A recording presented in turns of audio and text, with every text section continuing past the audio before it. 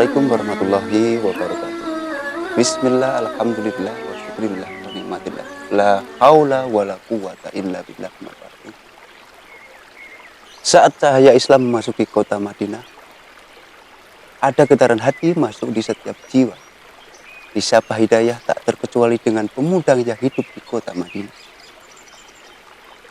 Anak-anakku, ada satu cerita inspirasi. Jadi ada seorang pemuda yang hidup di pinggiran kota Mekah bernama Abdul Uzza. Yang hidup di pinggiran, dia dibesarkan oleh seorang ayah yang miskin. Kehidupan sangat sederhana, sangat biasa, bahkan baju pun si pemuda ini hanya mempunyai 2 potong. Anak-anakku sekalian, dalam kisah ini mari kita ambil teladannya. Mari kita lihat. Ada seorang pemuda bernama Abdul Uzza yang hidup di pinggiran kota Madinah. Ketika berumur 16 tahun, ia hidup bergelimang harta. Karena apa? Semenjak ditinggal ayahnya, Abdul Uzza dititipkan kepada pamannya. Setelah mengikuti pamannya, si Abdul Uzza ini menjadi seorang yang kaya raya dengan kehidupan yang kaya raya. Suatu ketika Abdul Uzza bertemu dengan seorang muhajirin yang hijrah bersama Rasulullah Shallallahu Alaihi Wasallam. Kemudian si Abdul Uzza ini menemui muhajirin dan berbincang-bincang. Saking enaknya berbincang-bincang, lupa waktu si Abdul Uzza, hingga Abdul Uzza ini memutuskan untuk memeluk agama Islam. Anak-anakku, Abdul Uzza ini menyimpan selama 3 tahun ke pamannya yang kaya raya. Abdul Uzza pun tidak tahan, tidak kuat menyimpan itu. Kemudian Abdul Uzza pun menemui pamannya dan berkata, memberanikan diri. Antara berani dan tidak, berani dan tidak. Suatu hari ketika ingin mengatakan, Abdul Uzza tidak berani lagi. Kembali mundur lagi dan menemui kaum muhajirin lagi yang hijrah. Beliau sharing, ya, ngobrol. Saya ingin memeluk agama Islam. Saya ingin benar-benar cinta kepada Rasulullah Shallallahu Alaihi Wasallam. Sehingga si Abdul Uzza memberanikan diri. Akhirnya Abdul Uzza memberanikan diri untuk berbicara ke pamannya.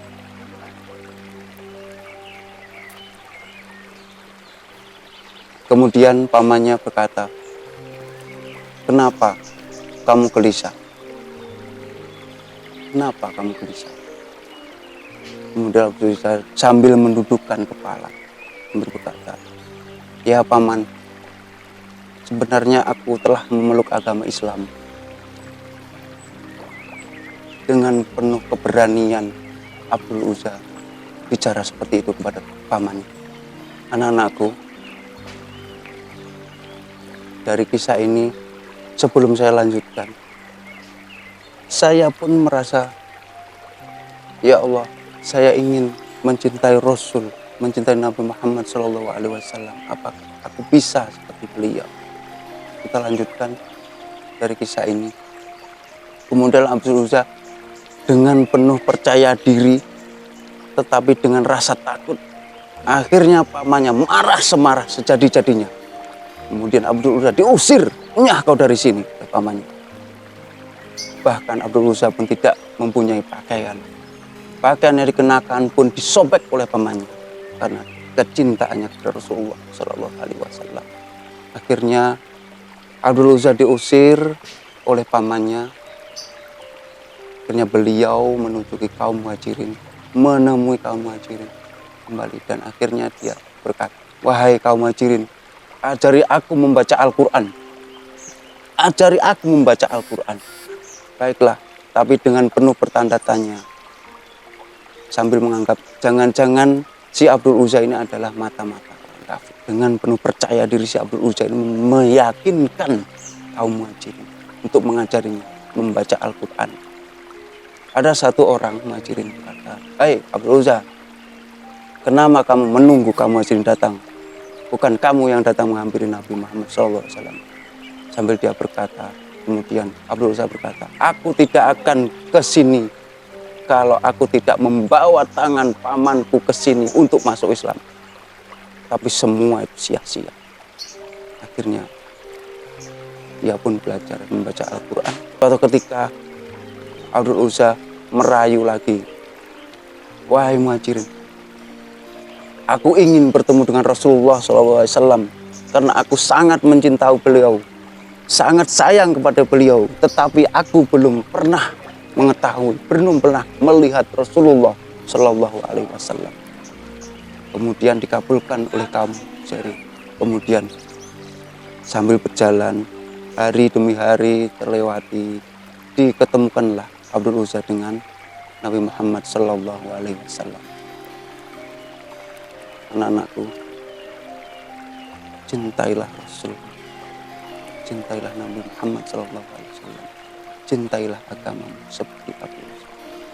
Setelah bertemu dengan Nabi Muhammad Shallallahu Alaihi Wasallam, si Abdul Uzza menceritakan bagaimana kisah hidupnya dari keluarga miskin ke keluarga kaya raya, super kaya raya, yang dulunya kuda pun dia punya 2 yang dipakai bergantian. Dia ceritakan kepada Rasulullah SAW karena cintanya dia meninggalkan pamannya dan memilih menghadapi semuanya dan memilih bertemu Rasulullah SAW. Dari cerita itu Nabi Muhammad kemudian menyayanginya dan mengganti namanya menjadi Abdullah bin Bajadain, yang artinya 2 kain. Kemudian Abdullah bin Bajadain mengikuti perang bersama Rasulullah dengan gagah berani. Wahai Nabi Muhammad, ya Rasulullah, saya ingin syahid di hadapan. Saya ingin syahid perang bersamamu. Kemudian Rasulullah menjawab, saya tidak mengaminkan kamu kalau sampai tewas di medan perang. Tetapi doa Rasulullah tidak didengar oleh Allah Subhanahu wa Ta'ala dan tidak dikabulkan. Kemudian meninggal syahid di medan perang. Ketika itu Abdullah bin Bajadain berusia 23 tahun.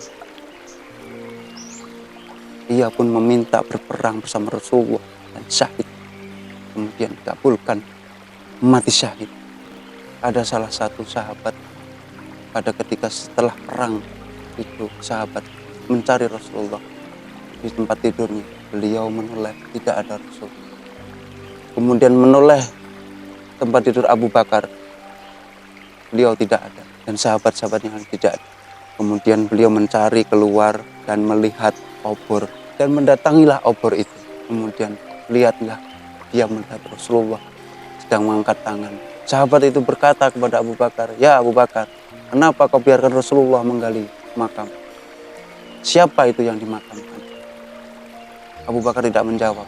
Setelah itu si sahabat bertanya kepada Rasulullah, ya Rasulullah, ada apa ini sebenarnya?